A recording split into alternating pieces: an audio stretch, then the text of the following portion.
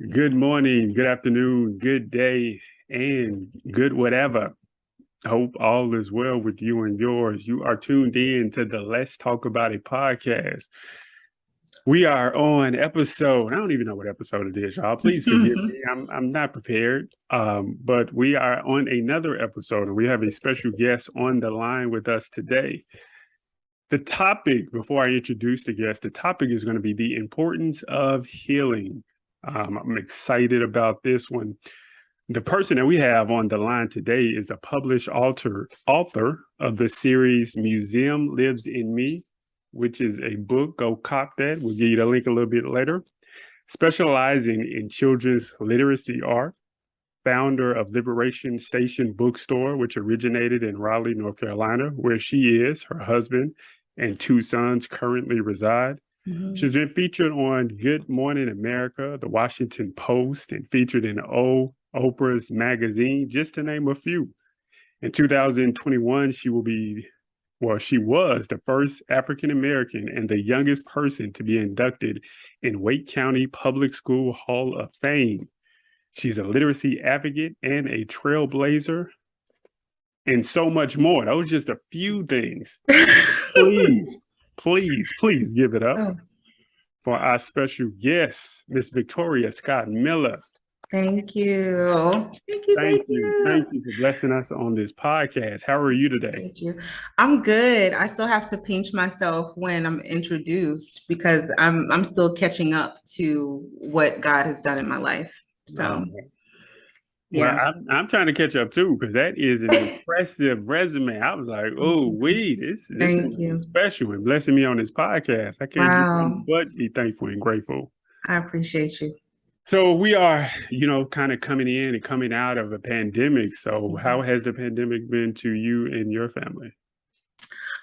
So professionally, I think the pandemic allowed us to thrive.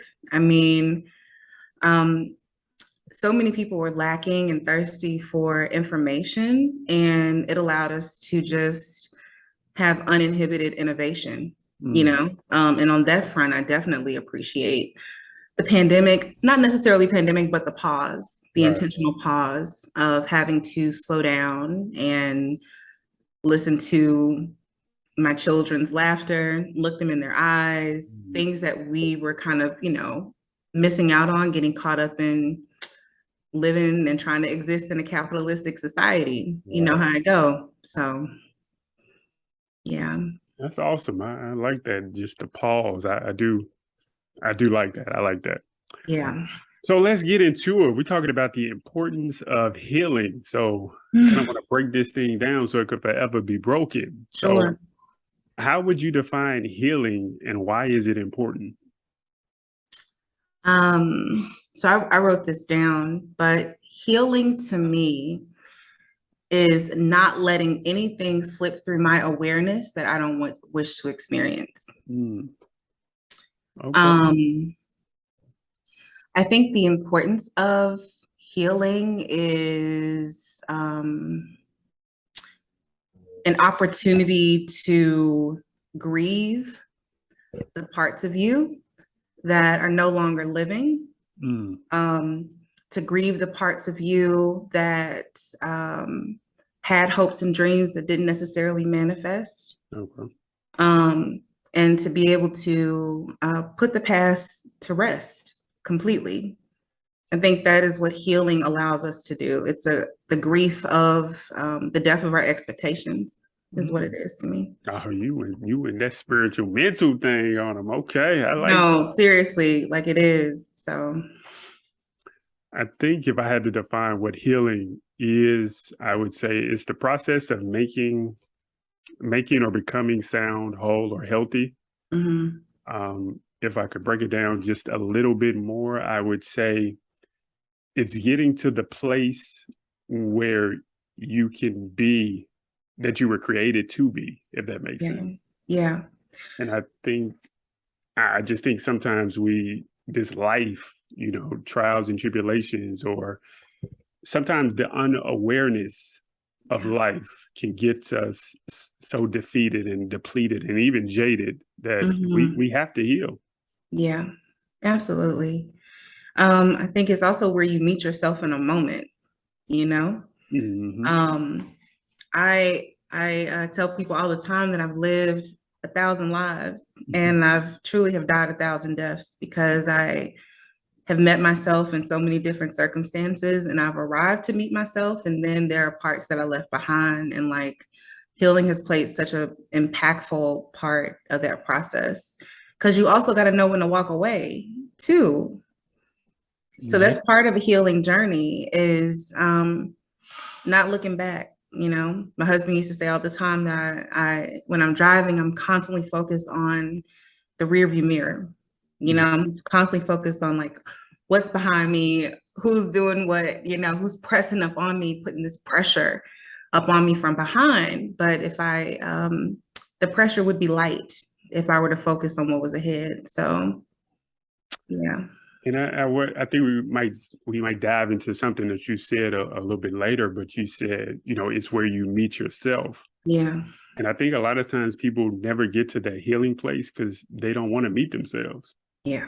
Like that reflection or that image is so disturbing Right. because we live in a social media world where the perception of who I want you to think I am, that's what I really believe I am. Yeah. But I ain't gonna talk about it right now. So hopefully we get to it a Okay. little bit later. We Listen, can do it. I'm So here for it. what would you say is a misconception, if any, that is about healing?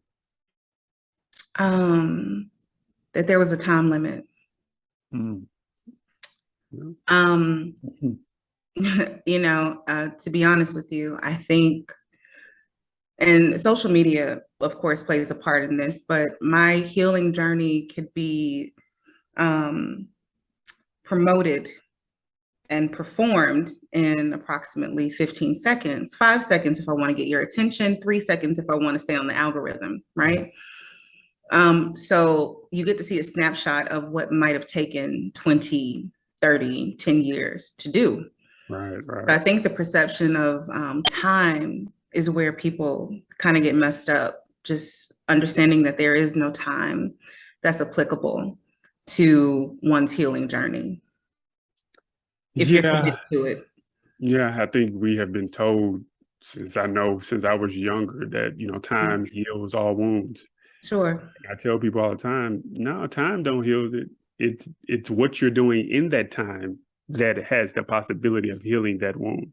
sure. So time itself does not, but we live in an instant society where we want it right now, and that self Yeah, gratification. But yeah. healing is like a home cooked meal. It, Absolutely. Sunday dinner. yes, Lord. It takes time to shop for it, prep for it, Yeah, saute it, and then cook it, and then serve it. It takes a while. absolutely. I would say a misconception about healing for me is that there's so many. Um, Yeah, I just don't think people really understand the benefits that comes with healing. I think yeah, the misconception is that everybody is talking about it, and I think we messed up because we say, what you're going through or get over it. We misconstrue those words with yeah. healing. We associate those words, you get over it, healing, go through it, you done heal. And I Right. think when you go through something, you don't know the benefits because you haven't went through that healing process, if that makes sense. It does. And to that, I would also add that sometimes when we go on our healing journey, we want to take only the knowledge that we have carried within ourselves, but Mhm. we don't often consider unlearning Right, things right, right. in order to apply to our healing journey. And so that's been a big part of my healing is just a lot of unlearning and undoing and unraveling and not and understanding that like all of the knowledge that I have isn't necessarily good for the person and the woman that I'm becoming. I think I was telling somebody a couple days ago. I said it when the stuff that I learned and did when I was unhealthy Yeah. or when I needed to heal, I have to be conscious because I have to limit that because when I finally get healed, I got to go, in your words, I have to unlearn. I Hmm. have to go redo all the things that I did when I was hurt in Yeah, order to get to that place, because a lot of stuff that we're doing when we're unhealed and unhealthy, we have the residual effects of it in some shape, form, or fashion. sure. And if we're not careful, you can have a whole mountain of stuff that you have to go through and get over and Hmm. heal. And it becomes overwhelming. Yeah, And for me, like, to undo some of my wrongs that I did because I was unhealthy, it was like I thought it was a never ending journey. Well, that part. never Yeah, ending destination, I should say. yeah. And so, why do you think so many people are apprehensive about healing? So from a perspective of inheritance, we have to realize that trauma is often passed down in our DNA, right? So how we approach certain situations sometimes is not even what we carry as much as what we've inherited, Mhm. right? So a lot of times our healing journey doesn't necessarily begin with us. Sometimes we are healing for our ancestors. We're healing for our parents that didn't necessarily have the tools. We're healing from our grandparents that, had this rigorous approach to raising themselves and raising their children. And so I think, that's part of the journey too, is realizing that a lot of the stuff that we are dealing with often isn't ours. Yeah, I think I always say that a lot of people are apprehensive about healing because they don't know they need healing. Sure. Yeah. A lot of times, what we're apprehensive about is our normal. Yeah. So, what happens when you realize that your normal is unhealthy? Like, Hmm. normal is your scars, your triggers, and wounds. Like, I say that. Well, I've heard that we're the first generation that will make the choice about healing. Yeah. And so when you realize that, that means there are generational cycles, there are generational curses that I'm trying to break. Yeah. And that's a lot on me too. So I pose this question to a lot of people. It's just like, what happens when you find out your normal is unhealthy? Um, so I want to reference something really quick because it's a part of the answer. Okay. But I'm currently reading this book by Dr. Joy DeGraw. It's called Post Traumatic Slave Syndrome. Mm. And in it, she talks about how Black boys in South Africa, when they look at one another, they greet each other with, "I see you," right? And Black boys in America, when someone is looking at them with admiration, the first thing they say is, "What you looking at?" Right? Mm. And so I think that when we talk about apprehension, sometimes, and I use that example because sometimes what being seen, the healed version of ourselves, allows us to tap into our self-worth. Right. And so sometimes we're not even prepared to see the healed version of ourselves because we've carried the comfort of our scars and our trauma, and it's been like a security blanket to us, right? And so the unhealed version is saying, "What you looking at?" When we look in the mirror, the unhealed version is saying, like, "Why are you staring at me?" And Mm. that's constantly playing into the ideology of self-worth. It's like, I can't even see myself healed because I don't feel that I'm worthy of being healed. I don't feel that I'm worthy of seeing that fuller version, that more complete version of myself. And the healed version is saying, "I see you. I see you. You're deserving. You're worthy." And so when the apprehension is seeing something that we're just not prepared to see. Man, you are teaching today. What's your cash app? I You see need to what I'm send you saying? some. Like, Woo! Bless my soul on that one. seriously. My Yeah. God. Oof. Yeah. I'm taking that one. I got the. I'm gonna give you credit the But first time I said, it, but ooh. Ugh. yeah. So when we talk about healing, there's no one way of doing it. So Sure. let's go back and forth, and we can say Mhm. about three things about Right. what are some tools that can be effective in the healing process. So I will go mind, body, spirit, Okay. right? So um, with the mind, I think it's important to affirm, to be truth affirming, right? So some people say, um, I am healed, right? And that's not really the truth. It's what they aspire to do, Right. but their mind is saying something different than what their actual reality is experiencing. So changing the mind frame of being able to say I am healed to I am working towards healing. Mm, Because if I say I'm working towards healing, then that means that I have not yet arrived, but that is what I'm aspiring to do. right. Body, I would have to say, really allow yourself to feel the discomfort of your healing journey. Because for me, for example, on my healing journey that I'm still on, I feel a lot of interruption in my body. So I might not be able to digest certain foods, I might not be able to sleep. My leg might shake. You know what I mean? Hmm. Paying attention to those things and being bold enough and courageous enough to be able to say, I don't have the capacity to be able to do X, Y, and Z. That's how it shows up in the body.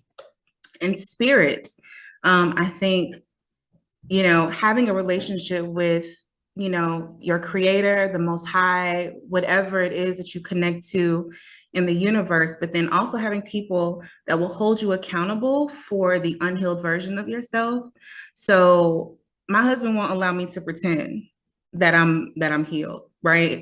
So he's not gonna be like, you know, he understands the importance, and I'm gonna say a little profanity, but he understands the importance of me sitting in my shit. And Mm, I say that that's important because if I don't learn to do that, then I won't be able to fully relish in the joy of being fully healed. So right. I think it's a mind, body, spirit concept, is being able to have all of those components and just try to work through them the best way that you can, because we're all learning, how to do it. I like those. I like that. I like that.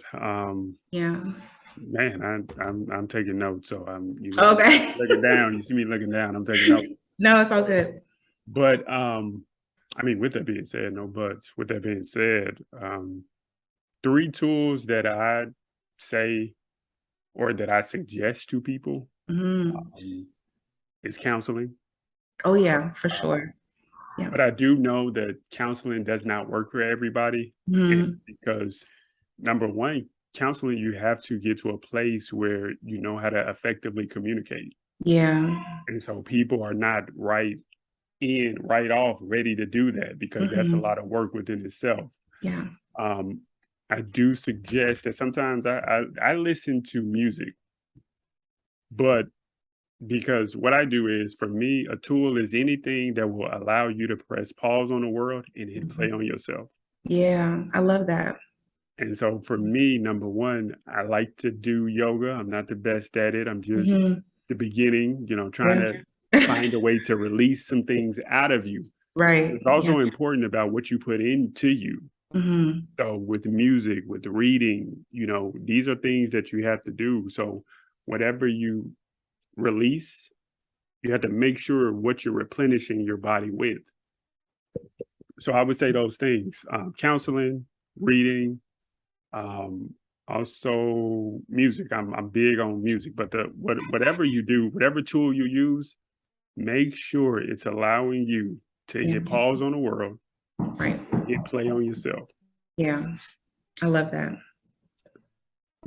So let's talk about something that is interesting. I Mhm. was having a conversation about 4 reasons people go to counseling. Mhm.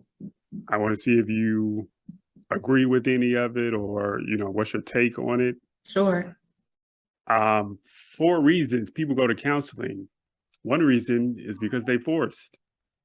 Somebody has forced them to go. Mhm. If that's a children, relationship, whatever, they're forced to go.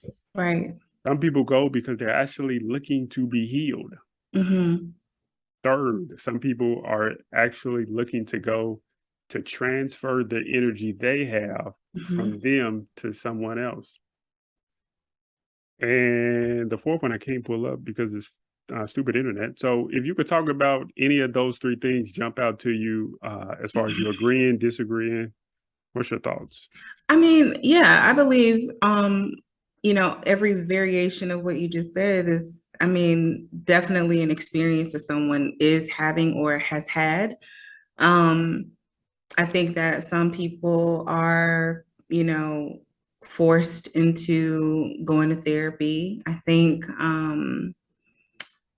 yeah, I mean, I think it's a lot of different reasons. I also think that sometimes people go to therapy because they want the opportunity to see what the truth, see what articulating the truth feels like for the first time. Mm, Um, because they have people in their life that they can't necessarily talk to, right? And the therapist is, of course, responsible for maintaining,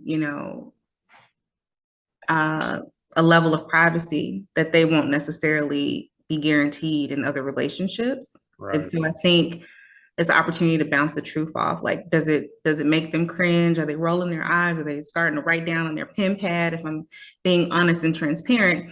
And I think sometimes therapy gives them permission to be honest in their real world. So it just depends. Yeah, and I think the fourth reason was they want validation for their thoughts, feelings, and reactions. Yep, To that go part. along with what you said. Yep. And I think that is one of the um, scary parts about going to counseling because Yeah. sometimes you're all of them. Hmm. Sometimes you go just to shut somebody up, or you're forced to. Sometimes Right. you go because you're looking to transfer those emotions and feelings, and sometimes you're looking for healing. What I do say is that for counseling, and I had a conversation with somebody, Hmm. and they kind of wanted to jump down my throat, because they went to counseling but they wasn't receptive to going to counseling. Hmm. And so they went to counseling. The first counselor they went to, they said, this person is not for me, I'm done with it. Right. And I just said, well, if you go get your hair done and they don't fix it in a way that you want, are you never going to get your hair done again? Right. If you go to a doctor and you know that there's something wrong with you, and this doctor says nothing is wrong with you, are you not going to the doctor again? Yeah. And I said, sometimes just because you have one bad experience with something, that's a restaurant, food, a service, or anything, Hmm. that does not mean that you stop the whole process if this is your goal. True. Yeah. And Yeah. I don't want to minimize the person's feelings that made them feel some type of way about whatever it was, Yeah. because that experience is validated. But I'm just saying, when you set a goal for something, you got to keep going. Yeah. I think therapy is so important. I'm coming up on a year of going to therapy like consistently in my adult life. Um, and I realized too, like when you start therapy, like you have to want to be accountable for those emotions. So like I would go to therapy and I had a date with myself shortly after going back to like the mind, body, spirit. So as I'm releasing um spiritual, mental, emotional experiences that have happened in my life with my therapist, then I'm also going to get a massage, right? Mm, So, right after, so that I'm not keeping it in my body as right, well. right, And then I'll a lunch or something like that, right? Because I'm always like wanting to eat something once I've been able to get all of this other stuff like out of my body. And so I think it's important to really like have a contingency plan for the things that you're not necessarily prepared for when going to therapy. I mean, I grew up in Memphis and we didn't hear anything about going to therapy. You only went to therapy if you were like crazy, but you never went to therapy just as a resource. And I right. think if we can look at as therapy as a resource, then I think people would, indulge a little bit more in it. Yeah, and I tell people all the time, I said, counseling should be like the maintenance that you get on your car. For sure. Yeah. You don't, you should not. Now, people do this. I'm well aware of it, but people Yeah. sometimes the only time they take their car to get looked at is when it's messed up. Right. But if you Right. go get your oil change, if you go get your tune up, if you go get all these things, the routine maintenance, Right. then it's not going to say that it's not going to be broke or Mm-hmm. nothing is ever going to go wrong. It wouldn't But be you an just urgency. lessen, right? You Yeah. lessen the chances. And I said, counseling has to be in whatever form of counseling you want. It just needs to be like routine maintenance True. on the car. Yeah. What's a benefit to healing? Mm. Um, a benefit to healing, I would have to say, would be I'm all about protecting the narrative. Um, and I'll use this phrase, but I think being able to write yourself into the future. Mm, I think that's the benefit of healing. You have an opportunity to really write yourself into the future. And yeah, I think that's the beautiful thing about it.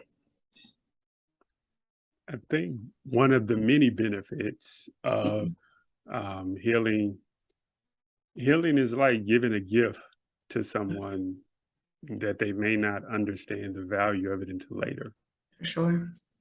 And one of the things that I had to do for myself is that I had to give my past, my present, and my future a gift of healing. Hmm.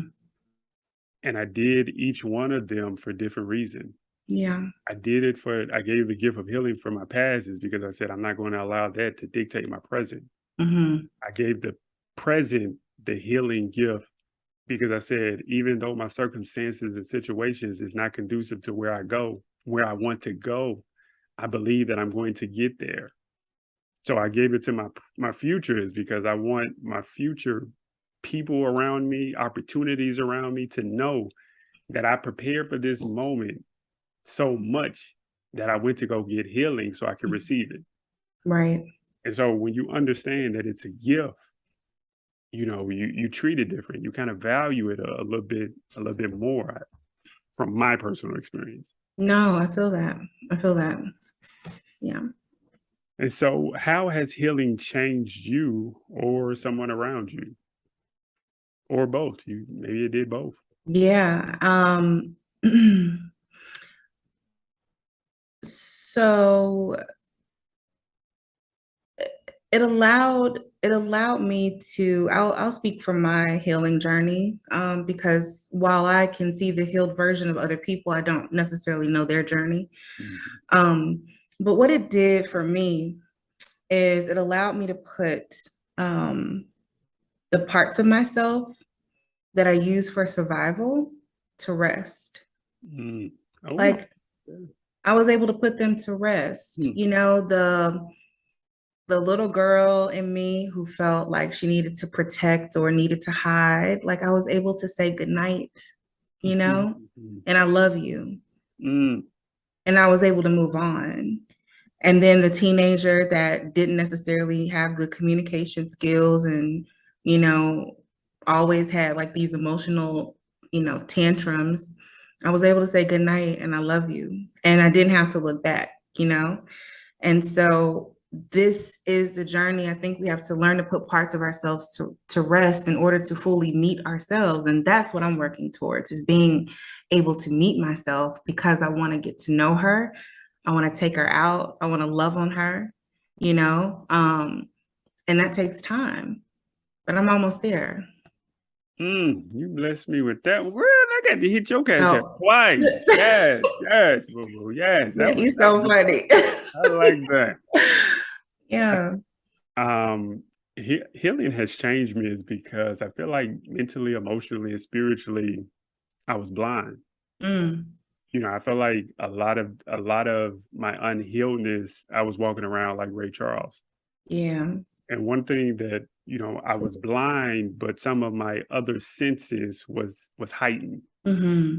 And so I wasn't able to see, but I was able to hear, to be able to listen. Sure. And so then when you put all those things together, and then you can use all your senses in the way that it was created, then it was just a beautiful thing. And Yeah. so, having the ability to be able to give people empathy, giving them grace and mercy even when they don't deserve it, Yeah. having the ability to be able to listen to understand, not listen to reply. Those slight nuggets that we hear so often, but then when you're in it, like, Hmm. it just hits different. Like, Yeah. it means different. And I think that right there, it changed me, and it changed the way that I view people. Right.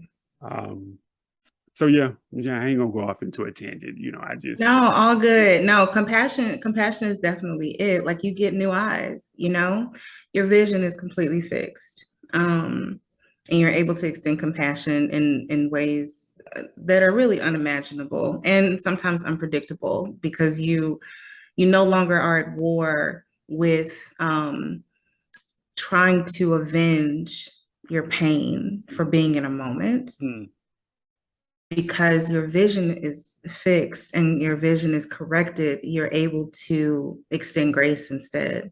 yeah, And so, no, I feel that. yeah. That's a hamburger moment right there. Yeah. Um, I got this. I guess it's a quote or a sentence, and I just want your thoughts on it, if you don't mind. Sure. Um, Healing shouldn't be forced on a person. With that being said, um, excuse me, healing shouldn't be forced on a person. Mhm. With that being said, it becomes a boundary and expectations for people who started the healing process.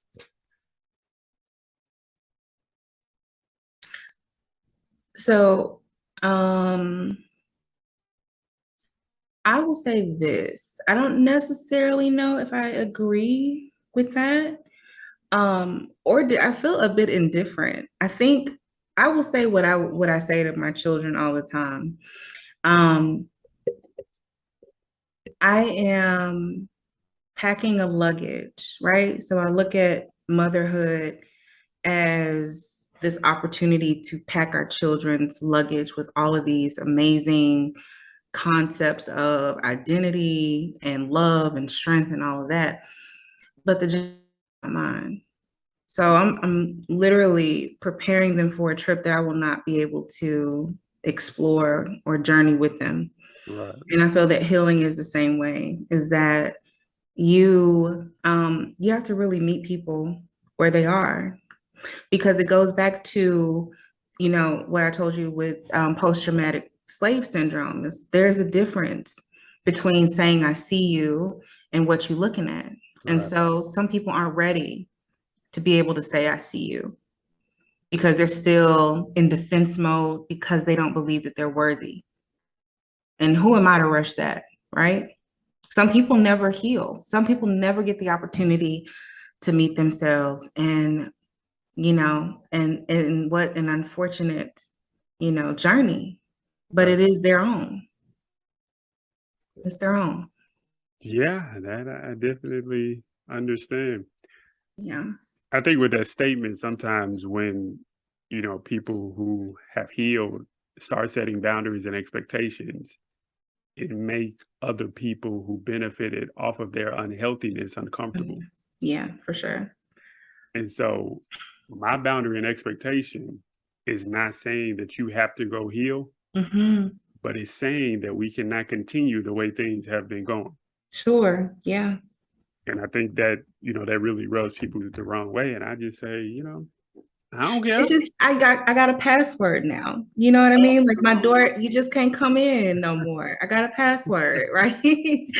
So it's like, my entry points are different, right? My vantage point is different. Uh, And so, I can't approach life in the same way because I don't even want the old me, you know? right, right.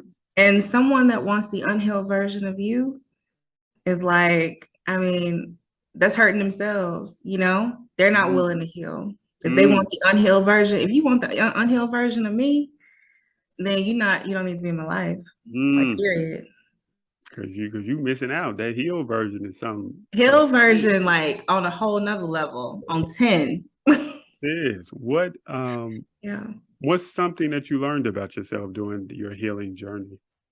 Mm, um, but I deserve it. Ooh, okay, okay. I deserve it. Period, boo.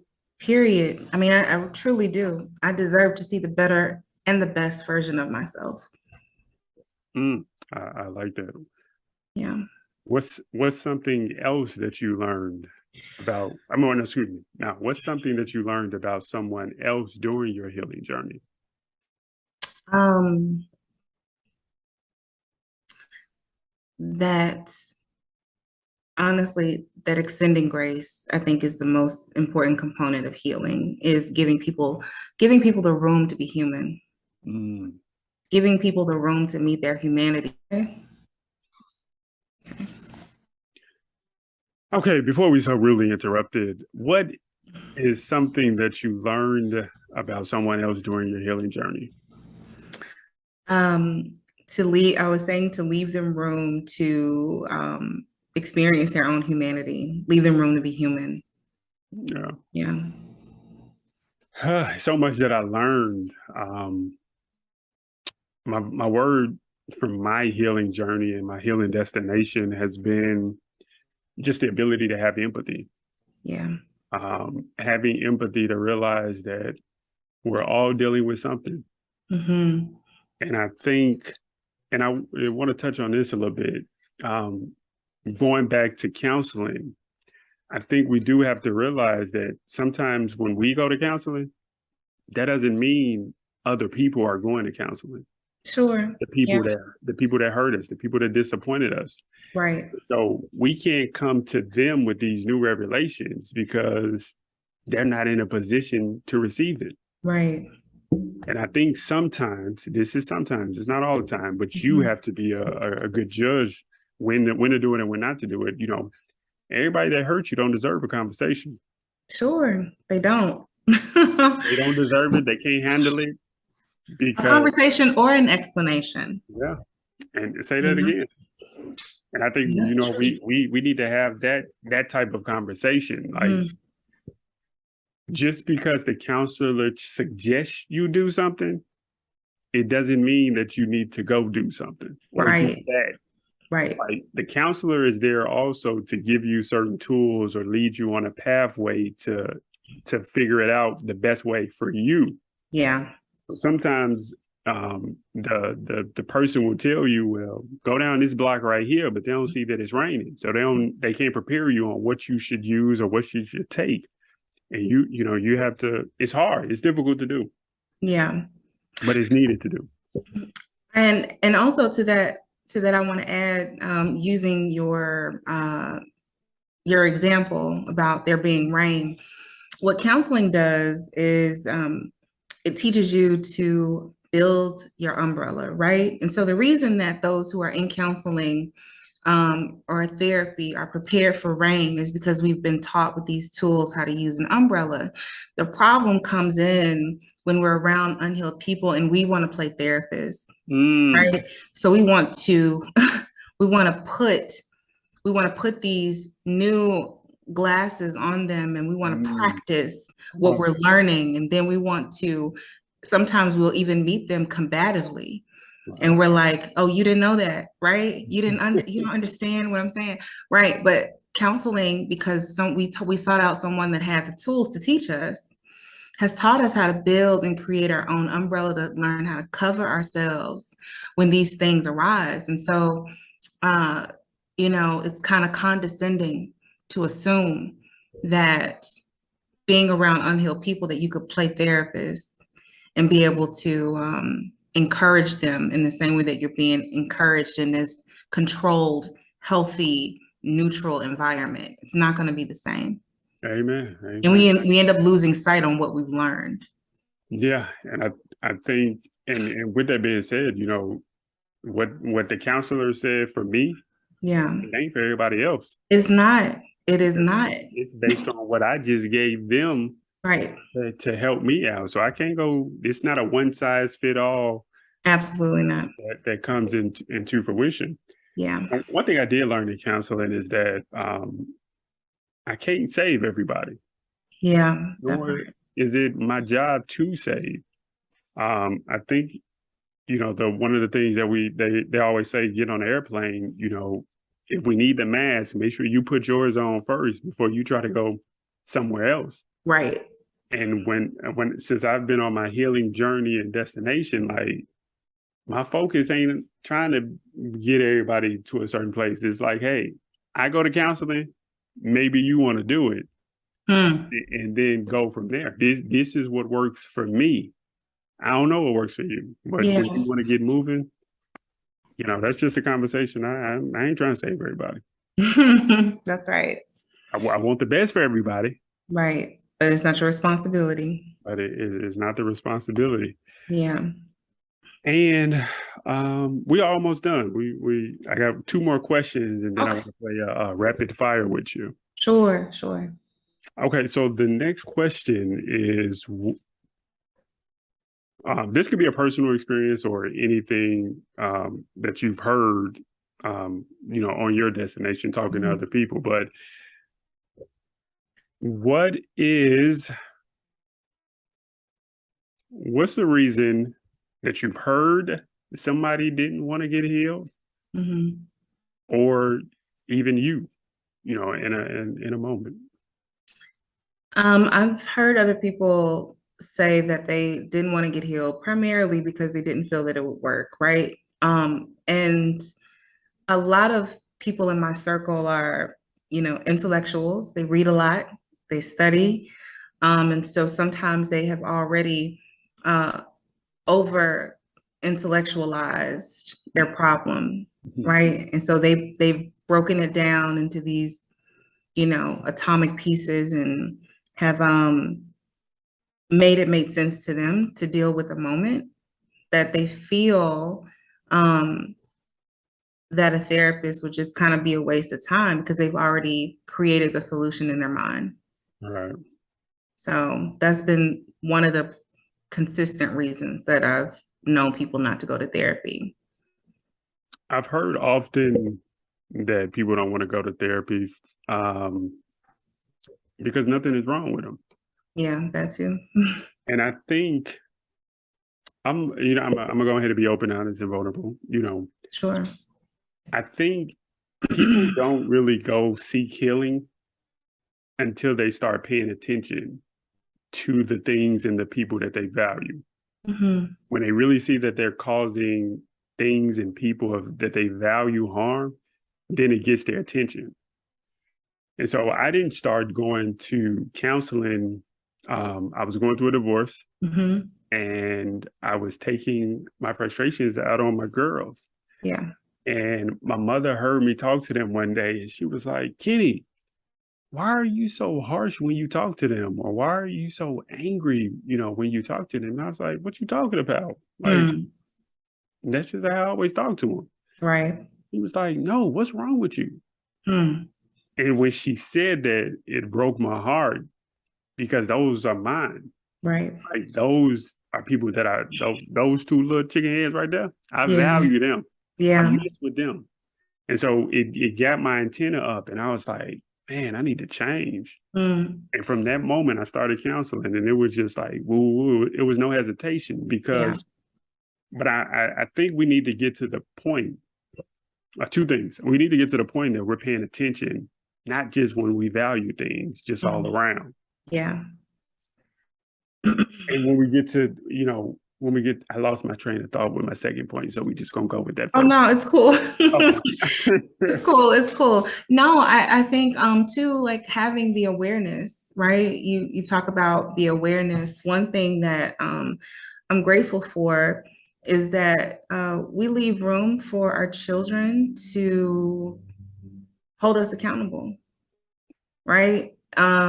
So in some homes, your children aren't able to say like, Mom, you're teaching me and telling me to take care of myself, but you're up all night. You're not getting rest. Right. Right. You're telling me that I need to eat, this particular way, but you're not eating. You know what I mean? Like we have those conversations with our children. I think it's important to really take inventory of, having awareness of the example, whether you're a parent or not. I think that's also important too. Yeah.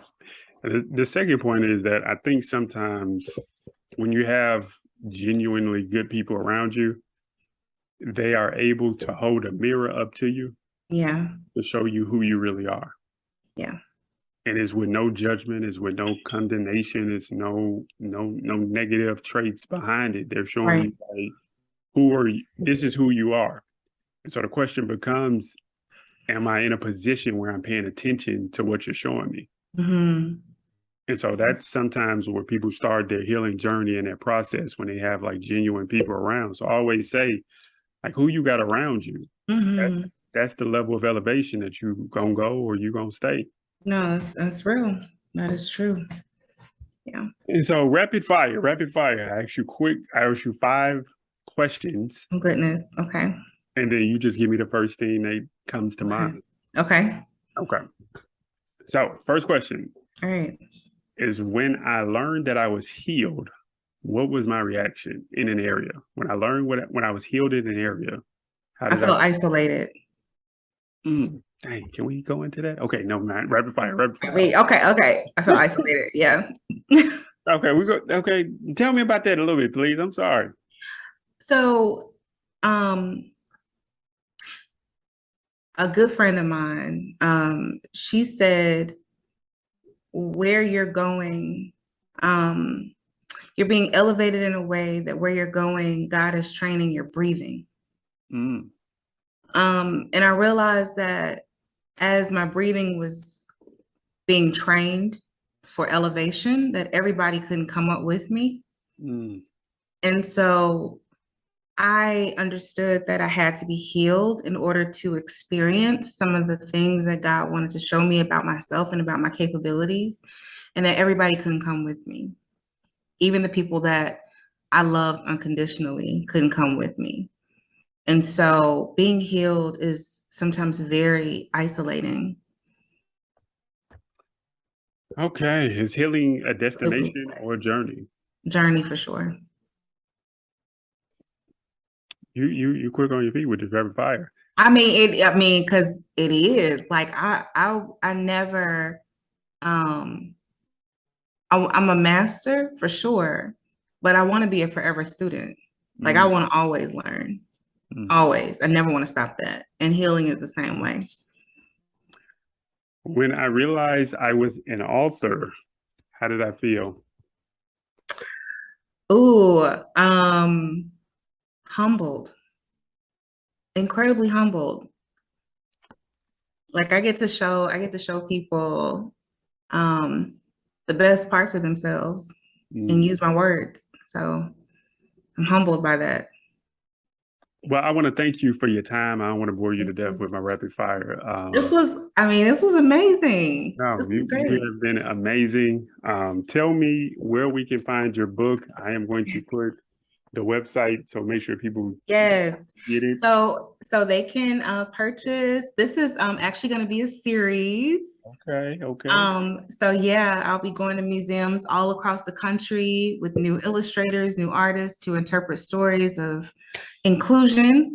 And they can purchase at my bookstore at liberationstation.com or on my personal author page, which is victoriascottmiller.com. And they can also follow me on Instagram and Facebook and all the little social media things.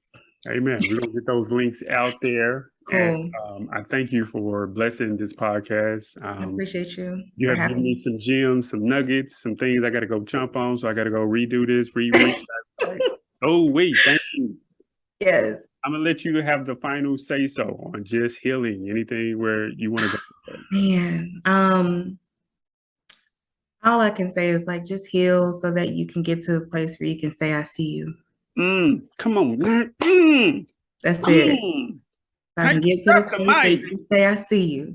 Yeah. And I love you. And I love you. Yeah. I'm gonna share this with you, and then we're gonna go. Okay. Queen Naija has a song called Butterflies 1 and 2. And at Mm, the end of Butterflies, she say, I see you. And mm, the reason why that resonates to me is because not only do I want to be seen, but what you see, do you value what you see? yeah. And so when you said that it relates to me because I have a problem with sometimes of feeling like I'm not enough. Yeah. And so sometimes I have to say to myself, like, I see you. You are dope. You just bless me. I'm hitting your cash Yeah. app after this. That's it. That's it. No, but like that's it, man. I don't want to look in the mirror and say what you're looking at because I'm worthy and I'm deserving of all the things. You know, my inheritance. Hamburger with the Sweet Baby Ray sauce. Y'all All go the things. book. Y'all go visit that website and Yes.